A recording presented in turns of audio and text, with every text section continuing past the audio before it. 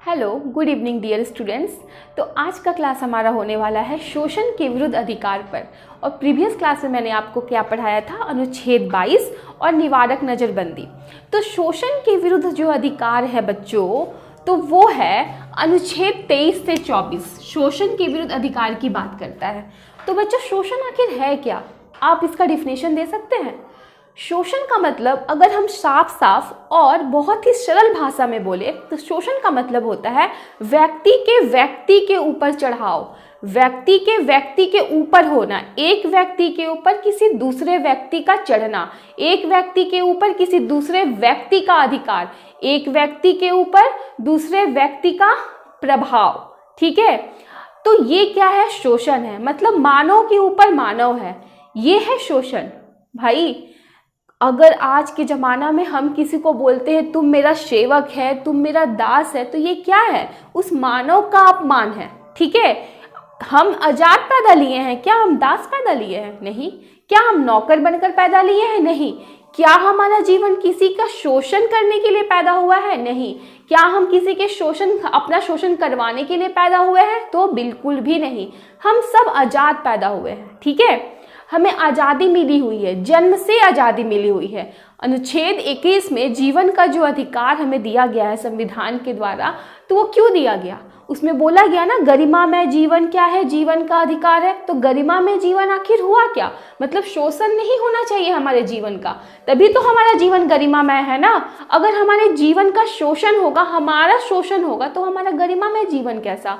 और गरिमामय जीवन का मतलब क्या हुआ कि हमारी क्षमता, हमारी योग्यता, हमारी प्रतिभा, हम इन सब का यूज अपनी इच्छा से करेंगे। मेरा मन करेगा तो मैं आपको पढ़ाऊंगी, नहीं मन करेगा तो नहीं पढ़ाऊंगी। अगर आप मेरे से जबरदस्ती काम लेते हैं तो मेरा शोषण कर रहे हो, और वो अधिकार आपको नहीं है।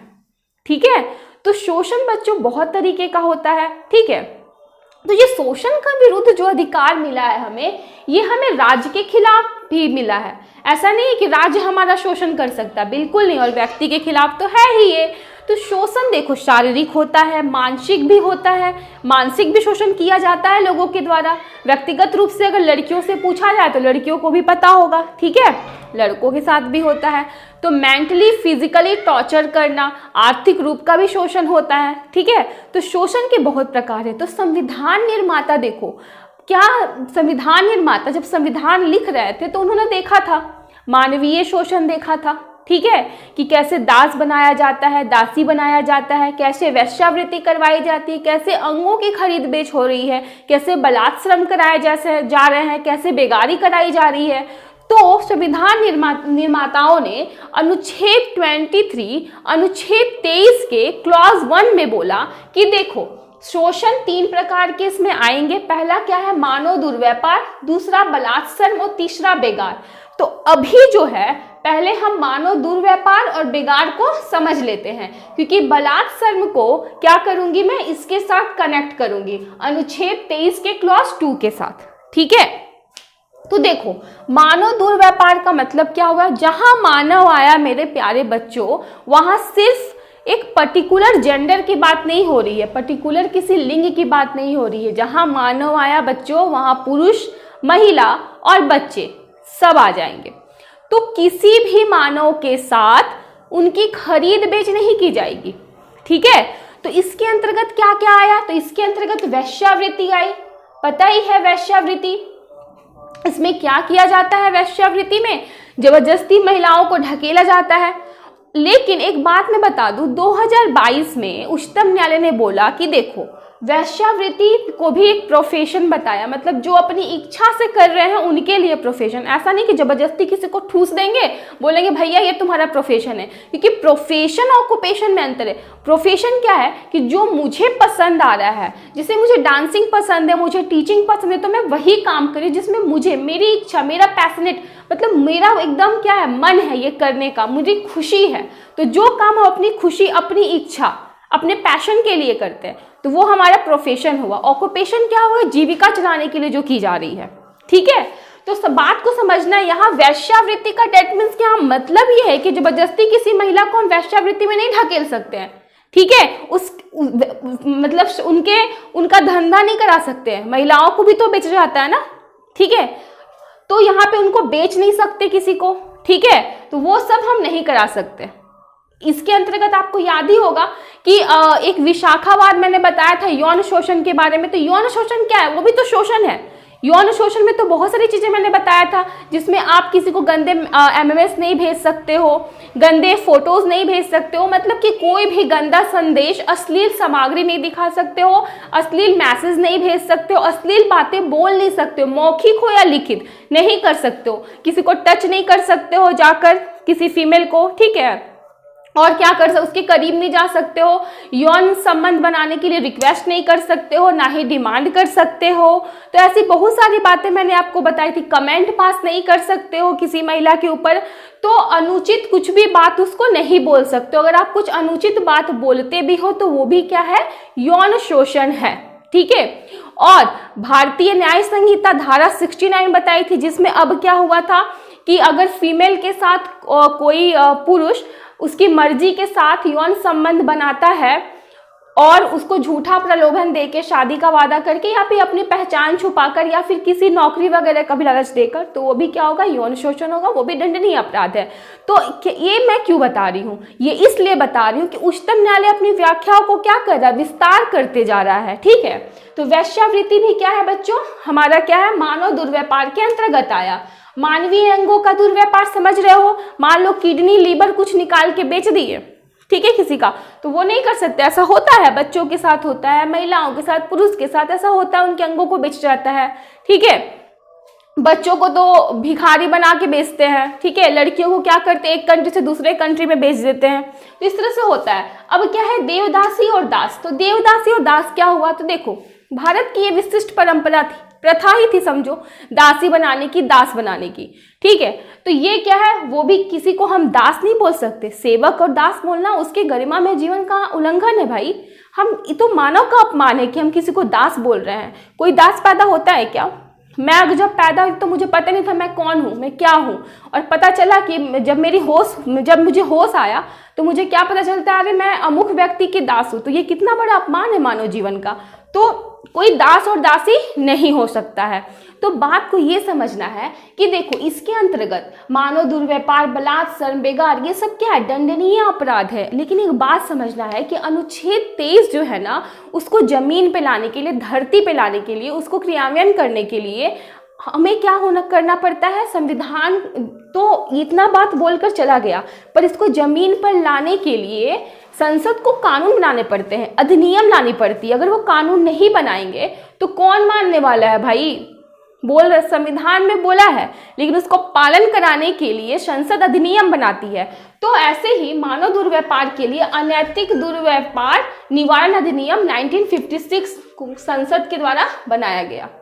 अनैतिक दुर्व्यापार निवारण अधिनियम 1956 संसद के द्वारा बनाया गया, ताकि जिसके द्वारा ये क्या करें, मानव दुर्व्यापार को लोग रोके, और इसके अंतर्गत दंड का प्रावधान किया गया, ठीक है।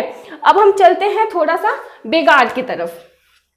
तो मैं दूसरे टॉपिक 3rd पे जा रही हूँ, पहले बेगार समझा रही हूँ, फिर मैं बलात्कार समझाऊंगी। तो देखो बेगार आखिर हुआ क्या। तो देखो बेगार बिना पारिश्रमिक के काम, मतलब कि देखो मैंने आपसे काम करा लिया और आपको भुगतान कुछ नहीं दूंगी। आज मैं बोलूंगी आओ मेरा घर साफ करो, और मैं 1 रुपया आपको नहीं देने वाली हूँ, काम करा के पैसे नहीं दूंगी। साफ साफ शब्दों में, सरल शब्दों में समझो। तो बिना पारिश्रमिक के काम। तो देखो ये हमारे यहाँ भी क्या थी, यह एक विशिष्ट भारतीय व्यवस्था थी ये हमारे यहाँ। क्यों?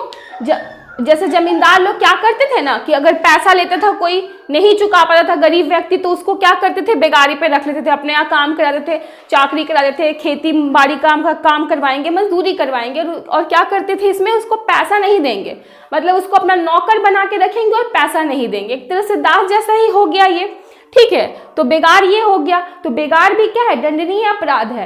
तो मैंने 2 बात बताई, एक मानव दुर्व्यापार और दूसरा बेगार। अब हम जाएंगे बलात्कार की तरफ। बलात्कार जो है, इसका मतलब क्या है, बाध्यकारी तरीके से आपको कोई काम नहीं करा सकता। आपकी इच्छा है तो ही आप काम कीजिए, ऐसा नहीं कि आपसे कोई जबरदस्ती काम कराएगा। तो ये इसको मैं क्यों यहाँ पे इंक्लूड कर रही हूँ, तो पहले इसको रिमूव करती हूँ, फिर आपको समझ में आ जाएगा, ठीक है। तो बच्चों चलो हम स्टार्ट करते हैं अब बलात्कार के बारे में। तो देखो बलात्कार का तो बताया ही था कि बाध्यकारी रूप से हम किसी से काम नहीं ले सकते हैं, मतलब उनकी इच्छा होनी चाहिए। जैसे कि मुझे पढ़ाने की अभी इच्छा है तो मैं पढ़ा रही हूँ, नहीं मन होगा तो कोई मेरे से ज़बरदस्ती नहीं करवा सकता। तो ये हो गया है बलात्कार, अगर मेरे से कोई ज़बरदस्ती करवाए तो इच्छा के विरुद्ध नहीं करा सकते, बाध्यकारी रूप से नहीं करा सकते। तो देखो बच्चों, ध्यान देना कि जो बलात्कार है ना, इसमें क्या है कि हम कितने तरीके से आपसे ज़बरदस्ती काम करा सकते। एक शारीरिक रूप से, तो शारीरिक रूप से बलात्कार है, पर कभी कभी कानूनी रूप से भी होता है। इसीलिए मैं बार बार बोल रही हूँ कि शोषण के विरुद्ध जो अधिकार है वो ना केवल हमें राज्य के विरुद्ध सुरक्षा देता है बल्कि व्यक्ति के विरुद्ध भी देता है। तो राज्य के विरुद्ध भी सुरक्षा देता है, कानूनी रूप से भी हम आपको बाध्यकारी नहीं कर सकते हैं, ठीक है, कि कानूनी कार्रवाई ये करनी पड़ेगी। कानूनी मतलब कानूनी रूप से भी हम बाध्य नहीं कर सकते हैं, ना ही आपको शारीरिक रूप से बाध्य कर सकते हैं। और तीसरा क्या है कि कभी कभी आप देखना आर्थिक परिस्थिति के अंतर्गत भी क्या होता है कि बाध्यपन उत्पन्न होता है। आर्थिक परिस्थिति खराब होती किसी की तो उसके आधार पे भी हम उसको बाध्य कर देते हैं, तो वो भी हम नहीं कर सकते हैं कि अमुक व्यक्ति का मान लो आर्थिक स्थिति खराब है तो उसका हम फायदा उठा के उससे क्या करें, बाध्यकारी काम करवाएं, तो ये नहीं करा सकते। तो बाध्यकारी जो काम है मतलब इच्छा के विरुद्ध काम कराना क्या है, एक दंडनीय अपराध है। और संसद ने इसके अंतर्गत क्या क्या कानून बनाए हैं, क्या क्या अधिनियम लाए हैं, पहले वो हम देख लेते हैं। एसआर वार्ड आपको बताया था ना आर्टिकल 21 में, जिसमें क्या था, न्यूनतम दर से कम मजदूरी देना भी क्या हो गया, ये भी क्या है, तो बाध्य श्रम के अंदर आता है। बात को समझो, आर्थिक परिस्थितियों से उत्पन्न बाध्यता मतलब कि क्या है, इसके अंतर्गत बंधुआ मजदूरी व्यवस्था भी आएगी, ठीक है। तो इसीलिए गवर्नमेंट ने क्या किया, संसद ने क्या किया, बंधुआ मजदूरी व्यवस्था अधिनियम 1976 बनाया, ठीक है। इसके अंतर्गत वो क्या करेगा, बंधुआ मजदूरी को रोक लगाएगा, ठीक है। दूसरा, न्यूनतम मजदूरी दर अधिनियम, न्यूनतम मजदूरी अधिनियम, ये कब आया, 1948 में आया।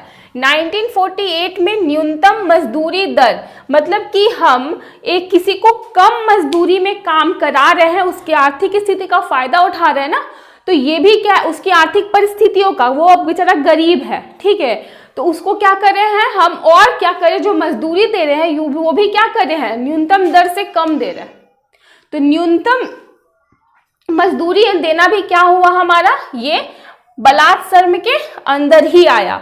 तो गवर्नमेंट में दो अभी तक मैं बताई, एक अधिनियम बताई बंधुआ मजदूरी व्यवस्था अधिनियम 1976, दूसरा गवर्नमेंट ने क्या बनाया इसके अंतर्गत अधिनियम, तो न्यूनतम मजदूरी अधिनियम 1948, तीसरा बनाया है ठेका श्रमिक अधिनियम 1970 और चौथा बनाया है समान पारिश्रमिक अधिनियम 1976, समान पारिश्रमिक अधिनियम 1976। तो ये चार मुख्य अधिनियम जो गवर्नमेंट ने बनाया, किसके लिए, तो बलात्कार को रोकने के लिए। आपको मैं पहले भी बता चुकी हूं कि इसको आर्टिकल 23 के क्लॉज 1 में जो तीनों बातें कही गई है, मानव दुर्व्यवहार, बेगार और बलात्कार, इनको क्रियान्वित करने के लिए, इसको क्रियान्वित करने के लिए क्या करना पड़ेगा, जमीन पे लाने के लिए, लागू करने के लिए अधिनियम बनाने पड़ेंगे संसद के द्वारा, ये ऐसे नहीं लागू होने वाले हैं, ठीक है। तो अब हम यहाँ आते हैं, आखिर मैंने इसको लास्ट में क्यों बताया, इसलिए बताया क्योंकि इसको अनुच्छेद 23 के क्लॉज 2 से जोड़ना था। तो देखो, जबरदस्ती काम हमसे राज्य भी नहीं ले सकता है, ठीक है, राज्य का मतलब पहले भी बता चुकी हूँ, ठीक है। अगर हम शुद्ध मतलब नॉर्मल सरल भाषा में बोले तो भारतीय सरकार समझ लीजिए, ठीक है। ऐसे राज्य के अंतर्गत क्या क्या आते हैं वो मैंने पहले बता चुकी हूँ। तो देखो, तो राज्य भी हमसे क्या कर सकता है, जबरदस्ती काम नहीं ले सकता, लेकिन संविधान निर्माताओं ने क्या किया था कि वर्ल्ड वार सेकेंड देखा था, तो उनको पता था कि नहीं कभी तो हमें ज़रूरत पड़ेगी। अब मान लो आज ही भारत का युद्ध छिड़ जाए पाकिस्तान के साथ, भारत का युद्ध छिड़ जाए चाइना के साथ, और उसको क्या चाहिए, 18 वर्ष से अधिक आयु के नौजवान चाहिए होगा लड़ने के लिए। तो उस समय हम बोलेंगे ना भैया हम नहीं जाएंगे, हम मर जाएंगे, हम मर जाएंगे, हम नहीं जा सकते, कौन युद्ध करने जाएगा, अपने घर में रहो आराम से, तो नहीं। तब उस स्थिति में क्या होगा, यहाँ पर मैंने इस लाइन को पढ़िए, यदि राज्य के द्वारा सार्वजनिक हित के लिए कोई अनिवार्य सेवा लागू की जा रही है तो उसे बाध्यकारी श्रम नहीं माना जाएगा। तो अनुच्छेद 23 का क्लॉज 2 है वो बलात् श्रम का अपवाद है। ठीक है, मतलब यहाँ पे राज्य आपको बाध्यकारी, राज्य अपने हित के लिए बाध्यकारी आपको नहीं बना सकती, अपने हित के लिए आपके इच्छा के विरुद्ध आपसे काम नहीं करा सकती, परंतु अगर सार्वजनिक हित के लिए उसको कराना पड़े तो करवाएगी। क्योंकि यहाँ साफ साफ संविधान निर्माताओं ने यह भी बोला कि राज्य के द्वारा अगर सार्वजनिक हित के लिए कोई अनिवार्य सेवा लागू की जा रही है तो उसे बाध्यकारी श्रम नहीं माना जा सकता। अब इसमें एक और बात जोड़ा गया जिसमें यह बोला गया, लेकिन इसमें व्यक्तियों के साथ केवल जाति धर्म मूल वंश, ध्यान दीजिएगा, केवल बोला गया है, केवल जाति धर्म मूल वंश या वर्ग के आधार पर भेदभाव नहीं होगा। बात को समझो, मान लो युद्ध होने वाला है, ठीक है, तो ऐसा तो नहीं है राज्य अगर मान लीजिए सेवा ले रही तो सेवा में वैसे भेदभाव नहीं करेगी। मान लो मुझे भी जाने का मन है, राज्य बोले कि नहीं भैया, इसमें क्या होगा कि सिर्फ लड़का को ले जाएंगे, लड़की को नहीं ले जाएंगे, मतलब अमुख जाति धर्म मूल वंश, ठीक है, या वर्ग के आधार पर भेदभाव नहीं होगा। तो जैसे मान लो पाकिस्तान से युद्ध हो रहा है, सिंपल बात समझा रहे, पाकिस्तान से युद्ध हो रहा है और उसमें क्या करना है कि 18 वर्ष से ऊपर के आयु के उनको क्या चाहिए, व्यक्ति चाहिए जो लड़ाई करेंगे। ठीक है, तो पहले क्या था कि सेना में क्या था, महिला नहीं जाती थी, अब तो महिला भी जाने लगी है। तो बात को यहाँ ये समझना कि यहाँ 1 2 3 4 जो 4 बात बोला जा रहा है, जाति धर्म मूल वंश और वर्ग, इनके आधार पे ही खाली भेदभाव नहीं हो, बाकी वो आधार पे भेदभाव करेगा। तो जैसे जाति हो गया, हिंदू मुस्लिम देखकर भेदभाव नहीं करेगा, ये नहीं सोचेगा कि हाँ वो तो मुस्लिम कंट्री तो पाकिस्तानी को नहीं इंक्लूड करेंगे, तो ऐसा नहीं होगा। हिंदू मुस्लिम सिख ईसाई कुछ भी हो, जाति के आधार पर वहाँ भेदभाव नहीं होगा, धर्म के आधार पर भेदभाव नहीं होगा, मूल वंश के आधार पर भेदभाव नहीं होगा। ठीक है, अब क्या है, जाति मतलब क्या हो गया, ST SC OBC, धर्म मतलब हिंदू मुस्लिम सिख ईसाई, मूल वंश का मतलब क्या हो गया, क्योंकि देखो मूल वंश का मतलब अगर हम एकदम विस्तार से समझा चुके हो लेकिन फिर बताती हूँ, जैसे क्या हो गया कि अमुक जगह पे रहने वाले लोगों का क्या होता है, फीचर्स भी क्या होते हैं, अलग अलग होते हैं, तो उस आधार पे भी शारीरिक बनावट के आधार पे भी क्या किया जाएगा। लेकिन हाँ एक चीज याद रखना है, फिजिकली फिट अगर वो चाहेगा कि नहीं युद्ध करने जाना तो फिजिकली फिट व्यक्ति चाहिए, तो ऐसा नहीं कि अगर दुबला सुखड़ा व्यक्ति रहेगा तो उसको लेगा और निकाल देगा, क्योंकि यहाँ पे उसकी बात नहीं है, योग्यता क्षमता की बात नहीं हो रही है। तो योग्यता क्षमता के आधार पर छटैया होगा, लेकिन ऐसे नहीं कि आप काले हो तो आपको नहीं लेंगे, गोरा व्यक्ति जाएगा। ठीक है, इस तरह से नहीं होगा। तो जाति धर्म मूल वंश और वर्ग, ये नहीं कि सिर्फ आर्थिक स्थिति जिसकी मजबूत हो वही जाए, जिसका जो कमजोर वर्ग से आते हैं वो नहीं जाएंगे। ठीक है, तो वर्ग में बहुत सारे चीज आ गए। ठीक है, तो इन सब आधार पे क्या होगा, भेदभाव नहीं किया जाएगा। तो समझ में आ गया अनुच्छेद 23 का क्लॉज 1 एंड क्लॉज 2, जिसमें मैंने मानव दुर्व्यापार, बेगार, बलात्सर्म समझाया। और बलात्सर्म का अपवाद क्या है, अनुच्छेद 23 का क्लॉज 2। इस बलात्सर्म का मतलब आपकी इच्छा के विरुद्ध आपसे कोई काम नहीं कराएगा, लेकिन इसका अपवाद ये है कि राज्य भी नहीं कराएगा अपने फायदे के लिए, लेकिन सार्वजनिक हित के लिए राज्य करवा सकता है, लेकिन राज्य इसमें जाति धर्म मूल वंश और वर्ग के आधार पर भेदभाव नहीं करेगा। तो उम्मीद करती हूँ आज का क्लास आपको समझ में आया। मैंने अपने तरफ से कोशिश की आप लोगों को सारे पॉइंट को क्लियर कराने की। अगर इसमें भी कुछ कमी रह गई होगी तो इसके लिए मुझे माफ़ कीजिएगा, और मिलते हैं कल के क्लास अनुच्छेद 24 के साथ। तब तक के लिए bye bye, take care and जय हिंद।